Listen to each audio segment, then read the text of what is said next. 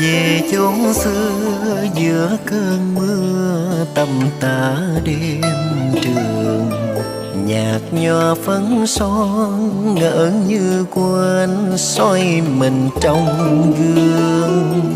Đường đời muôn lối, chim trời bay về muôn hướng.